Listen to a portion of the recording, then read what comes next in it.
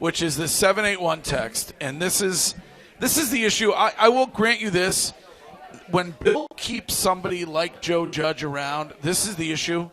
The 781 text on the Subaru of New England text line says it's clear that Bill can no longer coach in this league, and he's become a liability for Robert Kraft. Oh. I don't think it's that he can't coach in this league. I think that there is some truth to these players don't hold him to a higher ground, put him on a pedestal, because, yeah, it's great the dynasty that he had, but what can he do for them right now? And that's where he's losing these players. They don't care about the past, and Bill has always been the first to say, I don't care about what happened last season. Right. I care about what's ahead of us. But these players don't respect him in the way that they used to. But I think maybe in the case of this texter, and they would have to call to clarify, but I think they're saying that some of the things that Bill used to do that were a competitive advantage for him, like, not sticking to a 4-hour-a-day required attendance time, asking guys to be there for an extra half an hour, pushing this rule here a little bit or that rule there a little bit, is no longer an advantage that he can use because players are going to go and narc him out to the Players Association, or at least they're going to object to it. It's not one thing from my perspective, Greg. It's not simply Joe Judge. It's Devin McCourty on that podcast months ago saying Steven walked into the meeting and said, I just found out I'm coaching safeties. I have no idea what I'm doing. Or it's Brian Belichick on the staff. Or it's the players who were taught and brainwashed to believe that this was the only way you win. And then in his first year, the quarterback goes to Tampa, the losingest franchise in professional sports history, and wins a Super Bowl a different way. So all of these things come together to prove a point that unless you have footy pajamas on, like James, you can see that this is not heading in any direction to a championship. But do you think Robert Kraft or Jonathan or whoever's running the day-to-day thinks he's a liability? The greatest coach in the history of the NFL is a liability. No, now. They just are trying to reallocate blame, which is why at the end of the owners' meetings, Bob Kraft wants some buzz around his team, smart guy, says to the media that Meek Mill told me Lamar Jackson wants to come here. Wiggy being correct that hurts your coach and your quarterback, but the owner was more concerned about how he was being perceived by acting like, no, all these talks about me not spending money, I want the most expensive quarterback out there. See, I just think I think that there's a good portion of today's players that just can't relate to Bill Belichick's coaching style. I don't think it has anything to do with his coaching staff or anything like that because, listen, when Josh McDaniels was there, he was basically picking up donuts and holding cards and cleaning cleats. But when he became the offensive guy, players respected the coach right, he differently. Paid his dues. Now I think players come into the league and the mindset is completely. How do you not, if you're playing in the NFL and you're 25 years old, right, and you know exactly what Bill Belichick has accomplished? They don't see. That's the difference. They don't know how because these players are not. Their mindset, like they're not going home and watching film and watching old football highlights, and they don't really like that. Doesn't intrigue them no more. So the new players are now on Twitch, gaming, doing other things, which I get it, but that to them is irrelevant, right? It's irrelevant. So it's like when I took the job at Brockton. These kids don't know who Armand Colombo are. They don't care about that kind of stuff. They only know what happened in the last year or two. That's all they can. So when they come in, they don't know about Bill. For me lately? Yeah, they don't know about Bill Belichick and his 6 championships. They're like, whatever. Andy Reid won it last year. You're nuts. You're nuts. But that's the way it is. It is the way it is. That is the way it is with these players. Some of these players, you go, oh, you know who Lawrence Taylor is? They're like, who's that? Okay, I get that. But if you're drafted by the New England Patriots, you know who Bill Belichick is. You might know who he is, but they're like, who? I don't care. Like if I watch, I bet you some of these, like a lot of these dudes, they might have just turned the Super Bowl on when they were in college just because they were at a frat party and it happened to be on the television. It's not a destination anymore. That's what he's trying to say. But the players are not like that. You're right, Courtney. It's just not, no matter where they go. When they get drafted, they're not saying, oh, my God, I can't believe I'm going to play for Bill Belichick in the New England Patriots. It's not like that anymore. But don't these kids, I understand the NIL's been introduced, but don't these same kids go play for, go to Alabama to play for Nick Saban or go to Georgia to play for Kirby Smart? No, they go there because they know that's the easiest way for them to get to the NFL. But why? Because the coach is there. No, because the players that have come before. They can who brought those players there? But Curtis, it's not about Kirby.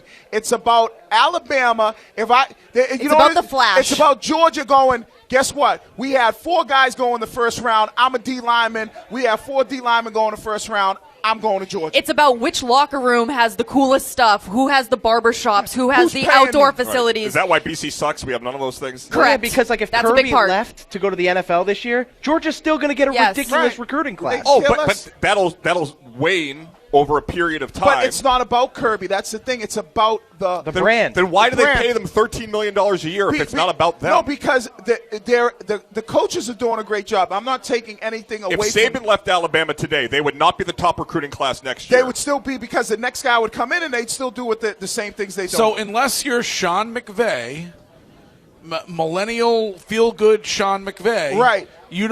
Guys don't want to play for you in the NFL. Zach Taylor. If you're a guy who's going to dare to make somebody stick around for an extra half an hour, and it's not clearly stated in the schedule that you were sent when it comes to OTAs, then you're pissed off. Do you think Andy Reid's got those guys sticking around? He's kind of morphed into, I'm trying to be more related. And granted, he has Patrick Mahomes, but these kids, they don't care. They don't know. But Wiggy, that's the whole thing. Right now, and it's not me saying this because of the quarterback that used to be here, the NFL is geared so if you have a great quarterback, you're going to be a great team. Right, no, I get that. So but everything else, like if you have Mahomes, no matter what, you can lose Tyreek Hill, maybe the most explosive player in the last 10 years in the NFL, and you win a Super Bowl scoring 38 points against one of the best defenses in the NFL. That's how the NFL has been geared. And without a quarterback, and when your team, the entire offseason, does everything it can to cut him out at his knees, being Mac Jones, I just don't understand any of it. I get that, but it's like the same thing. It's like this in all sports, and we've had this conversation before,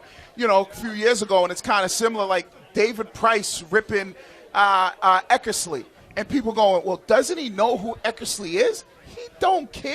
Yeah, that was still a douche move. No, I'm not saying it wasn't, but they don't care. Like, they do not care about Bill Belichick and what Bill Belichick was and who Bill Belichick coached, Tom Brady. They can care less about that. So you're saying Greg shouldn't bring his Marconi to Fagawi this weekend? No, I just don't.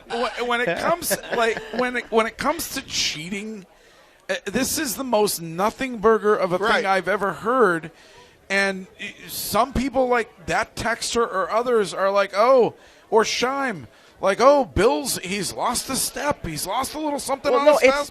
He needs to get control of the organization. I agree in that it's like the cheating is a nothing burger, but I think the reason you got caught is very important because there's clearly some kind of divide. It's the players are snitching because they don't like Joe Judge, or because maybe Wiggy's right and it's because of just the generation, or whatever it is. Like, Joe Judge clearly is causing chaos within the Patriots locker room. I think we all agree on that on some level. Right. Like it's clear and evident that a lot of players do not like him. And I think that is the underlying issue with this.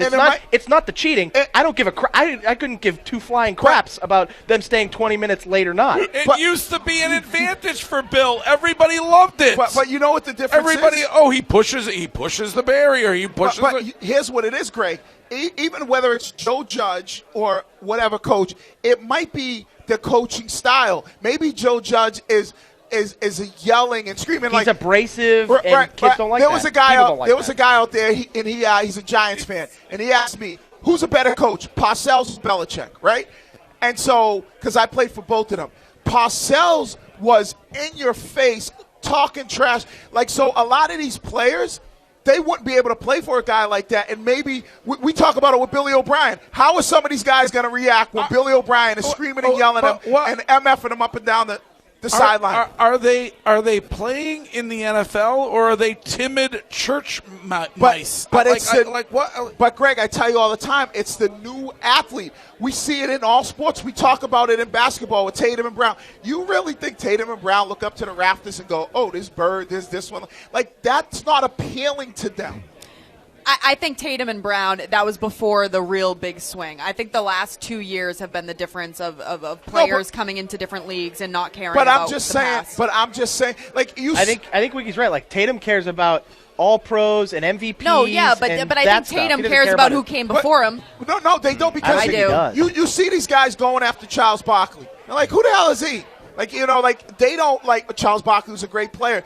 They're like, well, he played a long time ago. So the mindset of the younger player nowadays, it's not about, oh, look at all the legends we had come through here. Nobody cares about the history. I will say this, does. Wiggy, a point that will add to yours is that everyone that's playing right now for the Patriots, all the recently drafted guys, lived in an era where the decision happened, where free agency was pervasive across all sports, where nobody really – Derek Jeter is a standalone. 99% of the greatest players of all time, Joe Montana, Peyton Manning, Tom Brady, Wayne Gretzky, up and down every sport, have been moving. And there is very little loyalty to one organization. And now with NIL, there's no loyalty to the college you're recruited to. Right. You're going from college to college to college before you even get to the NFL. So the thought that they want to get their number retired at a place is yeah, and players only. They just like I'm trying to get that bag. Right. They care about the supermaxes. They care about the dollar sign. Yeah, I'm trying to get that bag. I'm trying to get that bag. But Greg, that's why we always have this conversation with Shime and Courtney about millennials and extra work. And I know we might bust their balls a little bit, but that is the mindset. So they can don't you hate that though? Hey, listen, I don't like it. Don't you hate that somebody is complaining because they wanted them to work an extra half an hour? Ken, Greg's going 2 minutes late right here.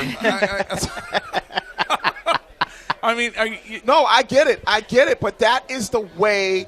Because of social media, because of all these things, like because of all, whether it's the woke culture or the sensitive culture, like you can't yell at kids no more. So when they're not getting yelled at as young players, and then they get up to become professional athletes who are making $25 million, like Mac Jones is like, yeah, don't yell at me. Yeah. What are you yelling at me for? Yeah. And Greg, how did? That's why I never understood why Greg loved Mac so much. Yeah. I don't either. Still confusing. It'll come out one day. He really likes